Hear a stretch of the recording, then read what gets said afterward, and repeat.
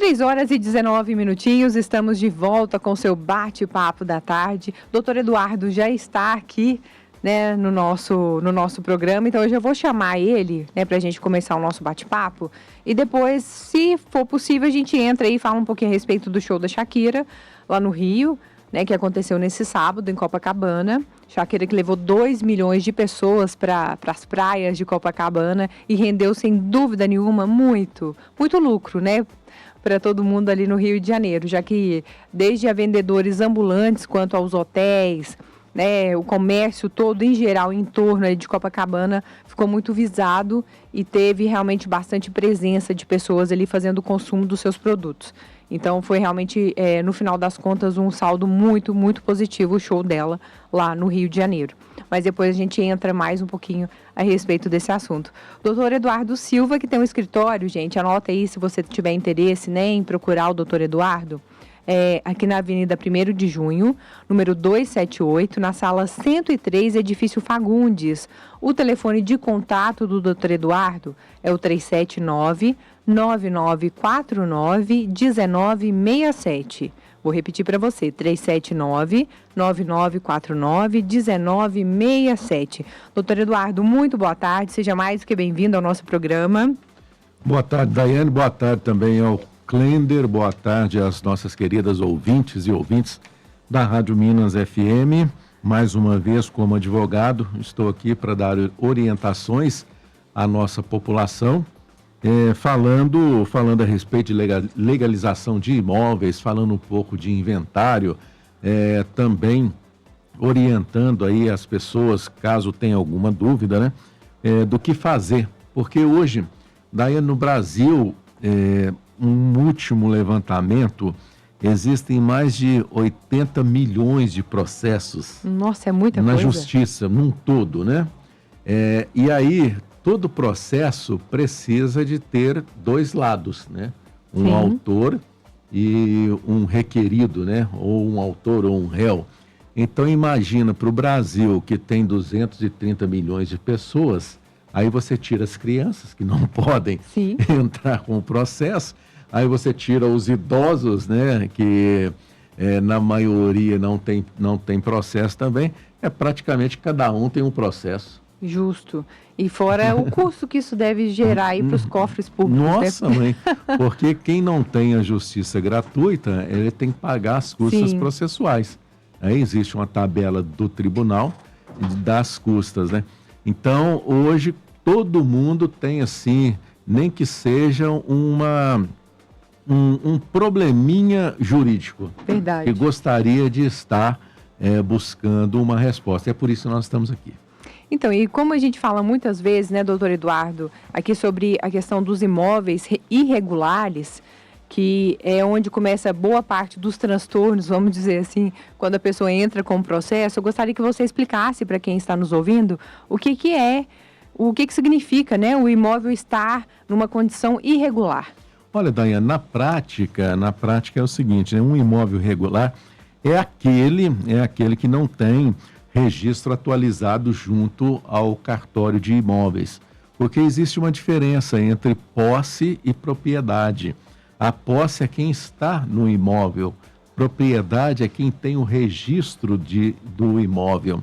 E muitas das vezes as pessoas têm assim um contrato que a gente chama contrato de gaveta, que é um contrato particular que às vezes a pessoa pega até no Google, me dê um modelo de contrato de compra e venda de imóveis. Aí está lá, né? Promessa de compra e venda, né? E isto quer dizer o seguinte, que a pessoa ela tem a posse do imóvel, ela não tem a propriedade. Ou às vezes aquele que herdou o imóvel, mas não fez o inventário. Então, este é o significado de um imóvel irregular. Então, pegando esse gancho, me esclareça uma dúvida, por gentileza. A pessoa comprou um imóvel através do financiamento Minha Caixa Minha Vida. Hoje não existe mais aquela possibilidade de você repassar o financiamento, né? Você quita o imóvel mediante, né, a Caixa e a partir dali a pessoa assume um novo financiamento. Antes o pessoal fazia muito esse contrato de gaveta, né? ia lá no cartório, registrava e, vamos supor, uma segunda pessoa assumia esse contrato, mas permanecia teoricamente no nome do primeiro, né, o primeiro contratante, a primeira pessoa que foi lá e comprou. Mas aí quem assumia o contrato passava a pagar o imóvel só depois da quitação é que essa pessoa recebia a escritura, né, fazia o processo todo de transferência. Esse tipo de situação é regular, é considerado legal? Isso aí se chama gambiarra. É, a famosa gambiarra. Gambiarra. É a mesma coisa que às vezes eu vejo no Facebook, né? Estou vendendo um carro. Aí o carro está financiado, quitação futura. Eu falei, gente, o que é isso, quitação futura? É você pagar o carro no nome de outra pessoa. Olha que loucura. É a mesma coisa do imóvel. Ah, pode pagar no meu nome. Está completamente errado e completamente prejudicial para quem comprou. Sim, é um risco muito grande, né? Para quem comprou. Porque, na realidade, a pessoa que vendeu esse imóvel, que já estava financiado pela Caixa Econômica Federal, obviamente ela recebeu um dinheiro. Se a outra pessoa que comprou, ela não pagar a prestação, este imóvel poderá ir a leilão. Este imóvel indo a leilão, o vendedor já recebeu alguma coisa. Sim. Vai prejudicar quem? Quem comprou. Exato. Então, a Caixa Econômica... E outra coisa também, que se você compra um imóvel hoje financiado pela Caixa, se você pagar 1, 2, 3, 4, 5, 6 prestações, daqui a 6 meses ele tem uma outra valorização.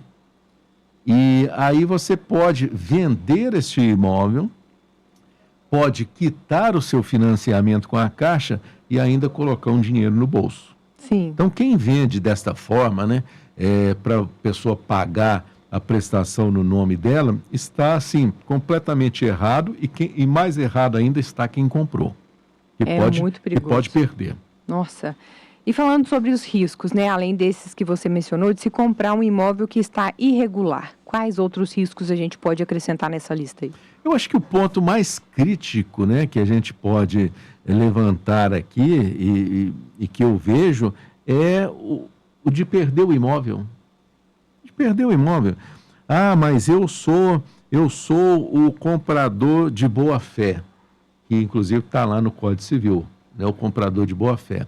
Só que hoje tem entendimentos nos tribunais dizendo que é o seguinte, você não pode ser, tem até uma frase interessante, né? Você não pode usar da sua própria torpez, né, contra uma situação. O que quer dizer isso? Você está fingindo de bobo, mas você sabe que um imóvel que está no nome de outra pessoa, financiado em um banco, você está completamente ciente de que você está cometendo um erro. Então, não pode alegar boa-fé. Ah, eu sou o de boa-fé. Não pode alegar. Então, é perder o imóvel. Eu penso que o ponto mais crítico, né, mais crítico de um risco seria perder o imóvel. Até porque as circunstâncias mudam, né, doutor Eduardo? Naquele momento a pessoa pode sim ter uma boa índole, um bom caráter, mas convenhamos, hoje eu posso me comprometer diante daquilo que eu tenho condições de controlar, que é o meu hoje. E amanhã, se vem um revés financeiro, né, uma situação muito crítica, eu não consigo cumprir com aquele compromisso. Sem dúvida, né? Sem dúvida. Olha, um dia eu atendi um cliente e esse cliente, não vou falar nome, claro, ele tinha 15 anos que ele morava num imóvel, né? Inclusive até ele mesmo construiu esse imóvel em um lote. Aí o que aconteceu? Ele pagava as contas, ele cuidava do local, é a chamada posse consolidada. Aí o que aconteceu? Como ele não tinha escritura, um dia ele foi surpreendido. Ele foi surpreendido de que aquele lote onde ele construiu a casa estava penhorado. Nossa. Estava penhorado. Aí, então, é que bateu o desespero. E esse tipo de situação é extremamente comum aqui no Brasil. E é por isso que eu digo sempre, né, regularizar um imóvel acaba que não é burocracia. É você é você dar proteção ao seu patrimônio. Justo. Olha, tem mais coisas para a gente discutir aí no próximo bloco. Eu vou só fazer uma pausa rapidinho e daqui a pouco, pessoal, a gente volta com o doutor Eduardo. Já adianto, tem alguma dúvida? Quer sanar ela com a gente? Manda aí, 3222-0001, né, Pedrão? É porque eu fico pulando de rádio em rádio, tem hora que o tico e o teco dá uma bugada, viu, gente? Mas é o 3222-0001. Manda aí pra gente perguntar, né, representar você aqui junto ao doutor Eduardo.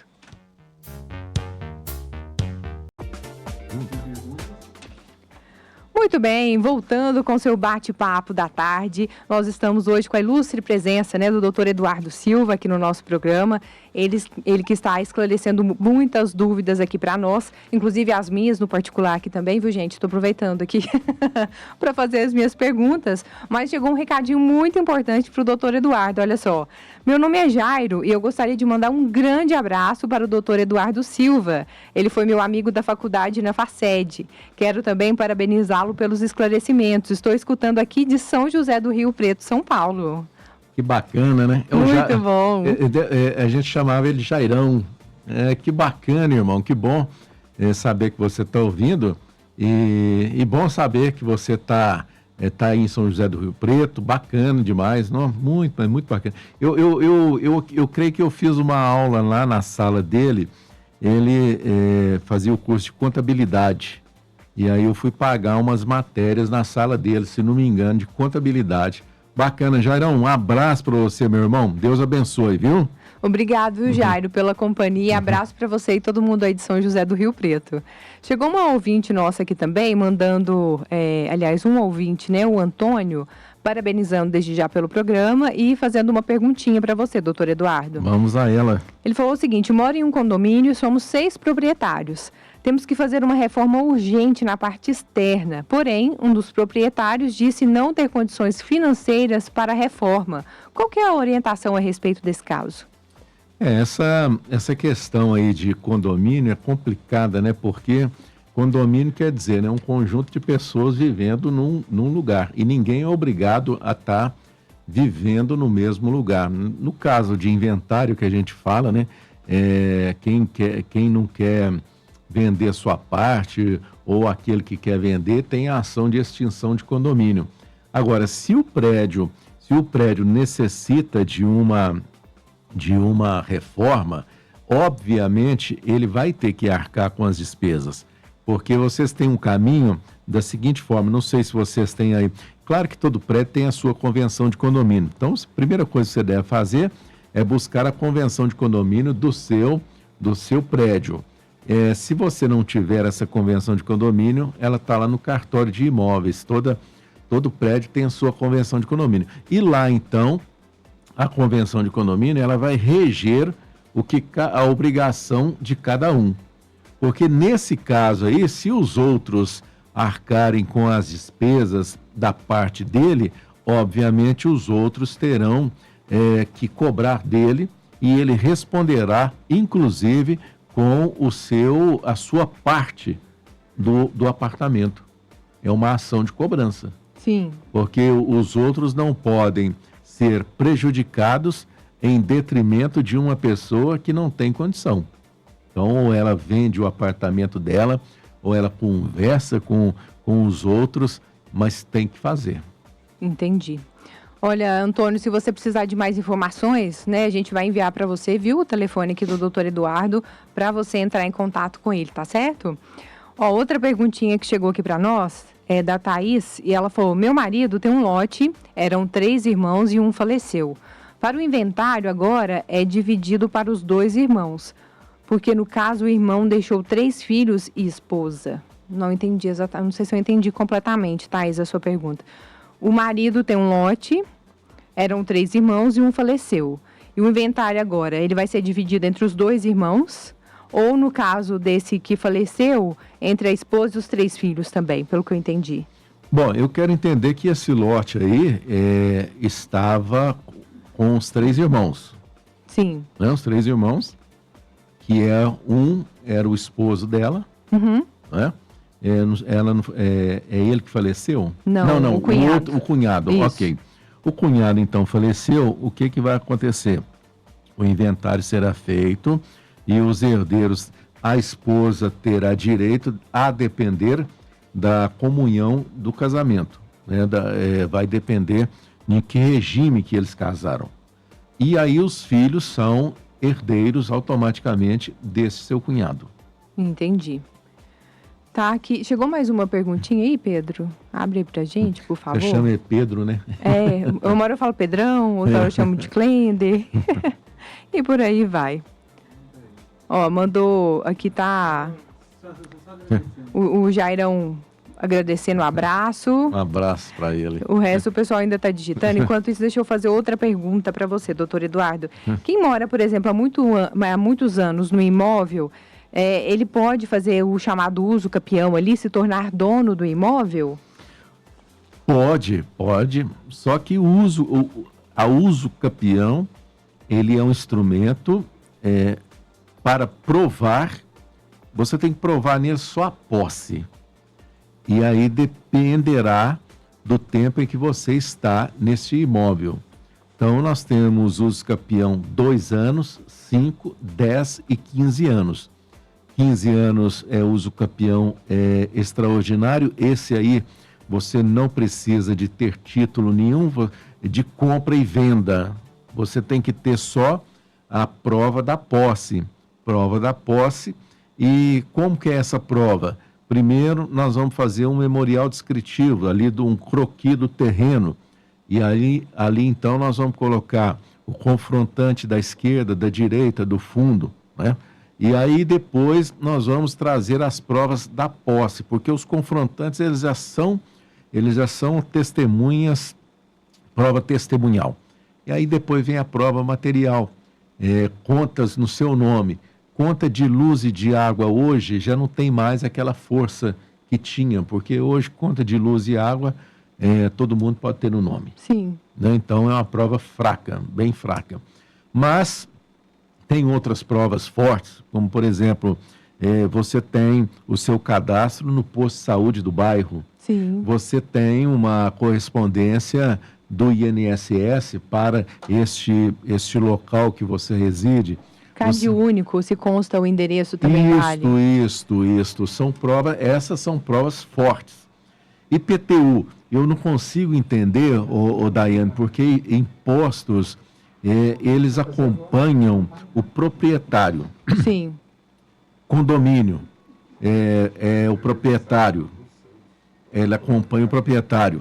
IPTU, acompanha o proprietário do imóvel. Sim. Eu não consigo entender como a prefeitura coloca no nome de outra pessoa o IPTU. Mas se o IPTU estiver na pessoa que está na posse do imóvel, é um documento forte também. Sim. Porque se está lá na prefeitura, mesmo que ela não tenha a propriedade, eu também não consigo entender como que é feito isso, né? É um documento forte. Aí então você vai instruir o processo com essas provas, documental e testemunhal, e aí então vai ser na justiça ou extrajudicial. O extrajudicial vai ser feita uma escritura, depois dessa escritura pública será levada ao cartório de registro de imóveis para registro. Ótimo. Nós vamos fazer uma pausa breve aqui com música e daqui a pouquinho nós estamos de volta com o doutor Eduardo Silva.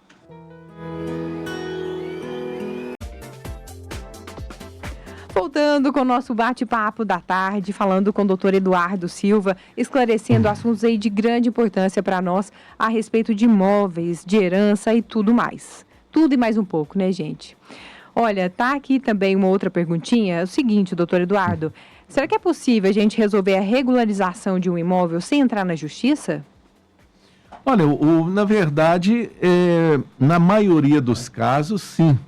Porque o Brasil avançou muito, né, na regularização extrajudicial, né? Hoje nós conseguimos fazer muita coisa, né, resolver muitos casos diretamente no cartório, né, com menos custo, mais rapidez, né, e segurança. A judicialização que a gente fala, né, deve ser assim a exceção e não a regra, ou seja, né, no último caso. Mas é possível. Hoje eu vou te dar um exemplo aqui do contrato de compra e venda. Esse contrato de compra e venda que a gente fala aqui, que ele ele não tem muita força jurídica, mas ele tem. Porque se a pessoa se fizer um contrato de compra e venda bem feito, e ali no contrato estiver que ele pagou mediante o recibo, né? Mediante recibo, você pode levar esse contrato de compra e venda com o recibo no cartório, no tabelionato de notas, para fazer uma adjudicação compulsória. Então, é possível. O inventário hoje é feito extrajudicialmente, quando não há briga. Tem muitas coisas. Uso capião pode ser feito no cartório também. Então, eu respondo para você que na maioria dos casos, sim, é possível. Ótimo. Chegou a pergunta aqui da Sandra, nossa ouvinte, ela falou assim, boa tarde, Dai, tudo bem? Boa tarde, querida, ótima tarde para você, obrigado pela companhia, viu? Doutor Eduardo, tem uma sobrinha, tem uma sobrinha, que eu não estou entendendo aqui a segunda parte, mas enfim, o sobrinho do meu marido, ela e o pai, nossa, que tá muito confuso. Tem uma sobrinha que é... Vamos tentar decifrar, né? É verdade. O sobrinho do meu marido, ela e o pai dela faleceu. E a casa onde que meus cunhados e minha sogra... Nossa, gente, Ô, Sandra, menina, eu confesso que eu tô difícil de entender aqui a sua situação. Eu vou tentar ler aqui e entender direitinho e faço a pergunta pro doutor Eduardo. Enquanto isso, entrando naquele assunto que a gente estava falando aqui agora em off, doutor Eduardo, talvez alguém esteja nessa mesma situação, né? A pessoa tem ali um imóvel, né, tem a escritura, esse imóvel foi doado aí pela prefeitura, né, naquele processo ali de pró-humana, né, essas casas doadas pela prefeitura, mas tem a escritura, tem tudo, e num determinado momento a pessoa sai de casa para viver a vida com outro companheiro. Fica nessa casa, né, o ex-marido e os filhos. A pessoa que saiu, ela ainda tem direito sobre esse imóvel ou não? Os filhos e o ex-marido que ficaram que são agora, né, tutores, vamos dizer assim, e são os donos do imóvel. Tem nada, né? Tem direito não, né? Porque, na verdade, é o seguinte, independente, hoje nós temos imóveis, os imóveis, vamos dizer, imóveis paroquial. O que é o imóvel paroquial? É aquele que a igreja doou. Nós temos Sociedade São Vicente de Paulo, que doou imóveis, né? Isso aí há muitos anos. Tem prefeitura, quando a lei permitia, né? Você falou assim da pró-humana, né? Isso. Muito tempo, né? Pró-humana aqui tem muito tempo. Anos então, atrás. o que aconteceu? A pessoa preencheu ali os requisitos da época, e aí então o imóvel foi colocado no nome dela. Só que a prefeitura tem um tempo que a pessoa tem que permanecer no imóvel. Se ela cumpriu aquela determinação, aí você não traz a informação se ela já passou para o nome dela, né? Porque, Daiane, a gente tem que separar duas questões. Escritura pública é uma coisa, registro de imóveis é outra coisa. A escritura pública, ela é feita no tabelionato de notas. Então, a gente pode ir até o tabelionato de notas e fazer um contrato de compra e venda. No cartório, então, de imóveis, a gente levará essa escritura para registro. Ali, então, sairá uma matrícula deste imóvel. Então, o que tem que ver é se a propriedade está no nome desta pessoa que foi beneficiada com este imóvel da prefeitura. Isso. Estando no nome dela, ela só tem que cuidar de pagar imposto, né?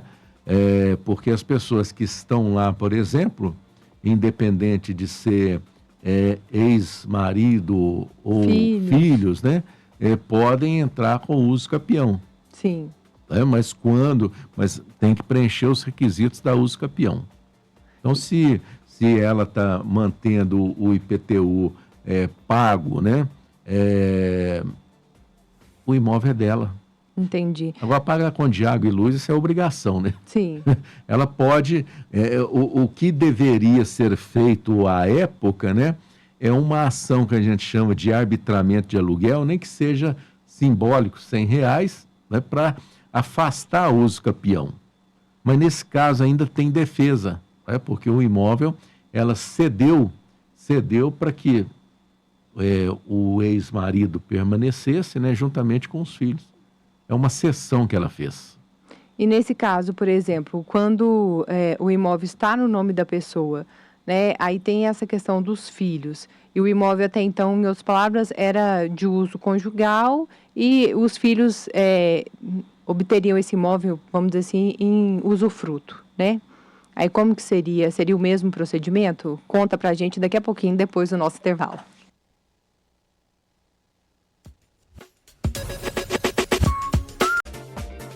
De volta ao nosso bate-papo da tarde, com a ajuda aqui dos universitários, digo, Pedrão, nós conseguimos, né, Pedrão, fazer uma tradução aí da pergunta da nossa ouvinte. Menina, desculpa, mas eu confesso que eu não consegui entender a sua pergunta, mas o Pedro traduziu aqui certinho pra gente. Pedro, me auxiliei, refaz de novo a pergunta dela, por favor.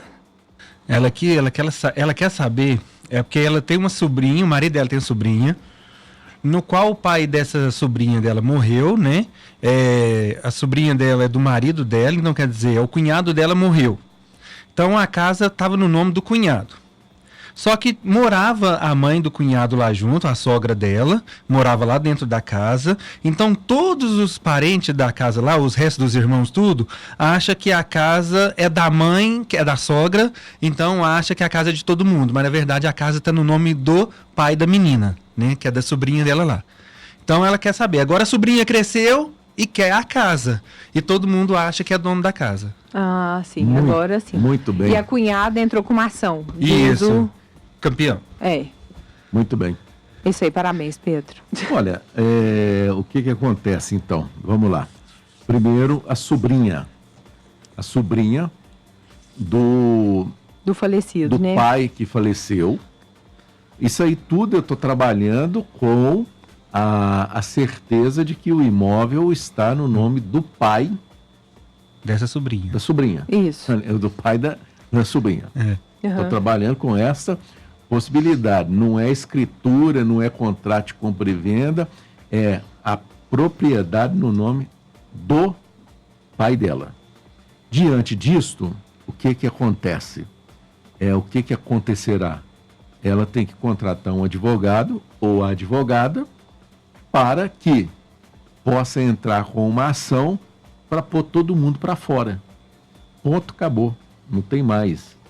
A cunhada, que é a tia dela, a tia dela entrou com uma ação de uso capião. Isso. Só que, quando a mãe deles morava lá, né, que é a avó dela, não conta o uso capião.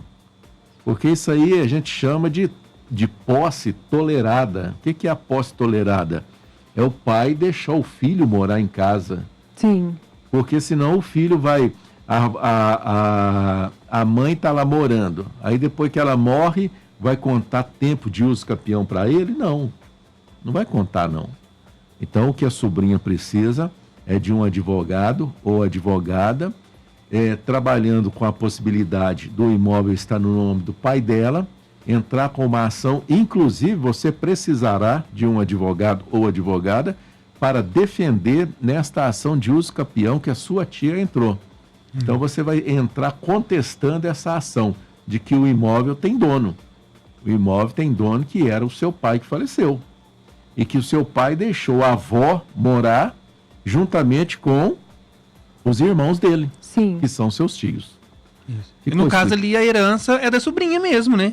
A herança, trabalhando com a possibilidade do imóvel estar no nome do pai dela, Isso. inventário, e aí então no nome dela. Se ela tiver mais irmãos, herança para ela e para os demais irmãos. Porque falou assim que, igual a mensagem falou, falaram que ela ainda era criança quando... Mas isso não muda, não. Não importa, né? Eu estou trabalhando com o imóvel no nome do pai dela. Sim. Quantos anos ela tinha, não importa. Porque se ela era criança, a avó também morava lá. Sim. Então tem que observar isso. Exato. E aquela hora, né, eu fiz a pergunta para você. Sim, tem um complemento, né? Isso, tem um complemento. Voltando aí ao complemento, se tem a escritura, está no nome da pessoa, mas a pessoa, né, igual a gente comentou, saiu, abandonou ali o lar e ficou para os filhos, o ex-marido que estava ocupando o imóvel. Essa pessoa, conforme você estava me explicando aqui em off, ela ainda é dona, ela ainda é proprietária daquele imóvel, ainda que o imóvel fosse usufruto dos filhos, tivesse, vamos dizer assim, essas cláusulas aí. Não é o Como usufruto do filho, né? Não é. Voltamos na posse tolerada, né? Entra na posse tolerada. A mãe, em um determinado momento, a mãe foi cuidar da vida. Sim. E deixou os filhos com o pai. Certo. E aí, então, falou-se assim com o pai: você pode morar na casa. Justo. Juntamente com os filhos. Ponto. Aí não é que ela nem tenha abandonado, pelo contrário, ela deu ainda um lar para o ex-marido e para os filhos. Justo. Então, depois de um certo tempo, o filho falar que porque abandonou, agora é nosso. Não é assim que funcionam as coisas. Trabalhando também com aquela possibilidade de que o imóvel, embora tenha sido doado pela prefeitura, eu quero acreditar que tenha um documento atestando a propriedade para essa pessoa que recebeu a doação. Sim. Recebeu a doação, se tem aí a certidão do imóvel no nome dela, pronto, acabou. Não tem mais filho querer entrar com ação contra a mãe, né? E também serve para pai também, né? Porque tem filho que é impressionante, né, o Daiane?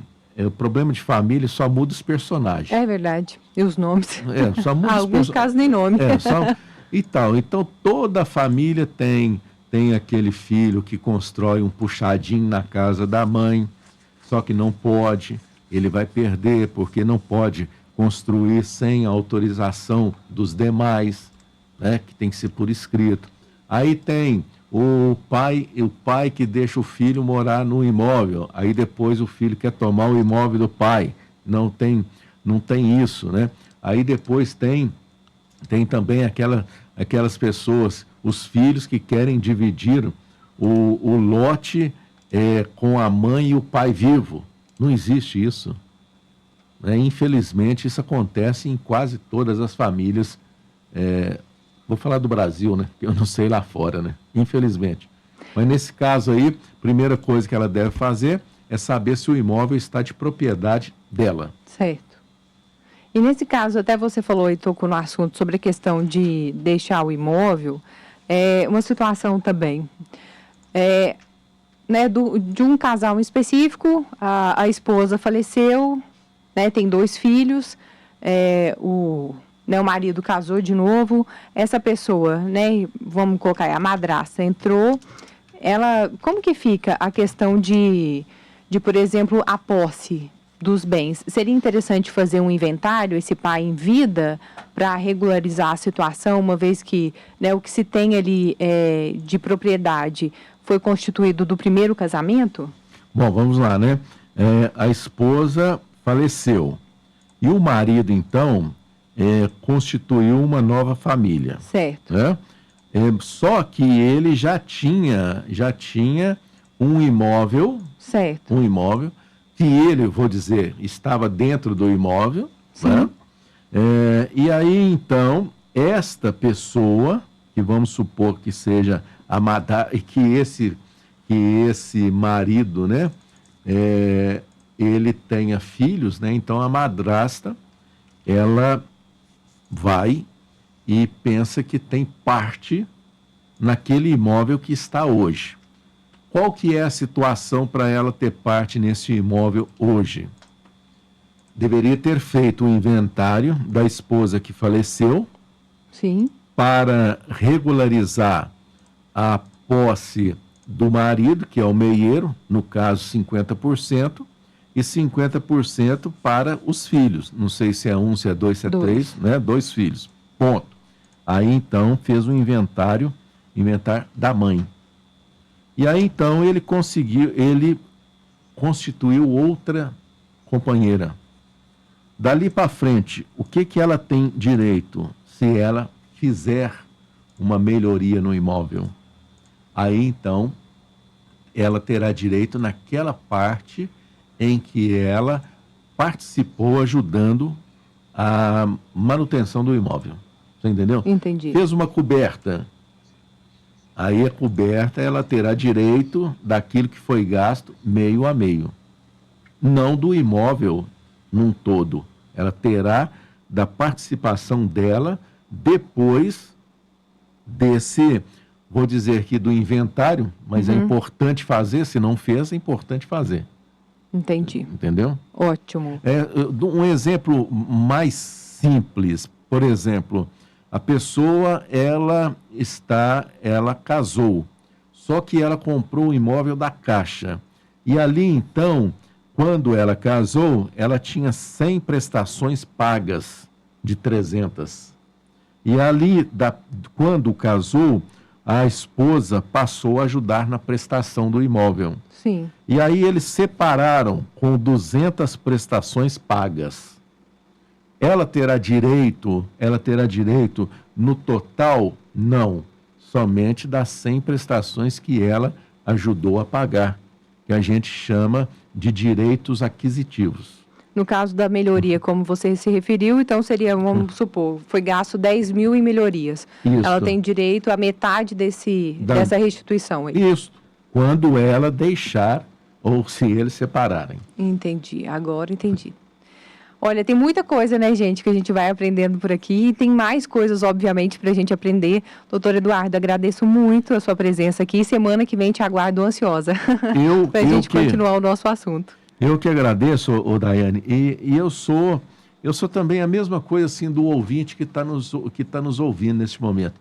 Eu vou aprendendo com as perguntas dos ouvintes, e aí pergunta que eu não tenho assim uma informação total, eu busco a resposta para estar informando as pessoas. Eu quero te agradecer muito, e com a Rádio Minas aqui, depois que eu comecei aqui, no dia 15 de dezembro do ano passado, eu tenho aprendido muito com os ouvintes, viu? Muito obrigado, legal. Obrigado, Clender, e obrigado a todos as ouvintes e os ouvintes da Rádio Minas FM. Obrigada, doutor Eduardo. Vamos fazer uma pausa aqui rapidinho com música e daqui a pouco eu volto com vocês e com o nosso próximo convidado, o doutor Saulo Bastos.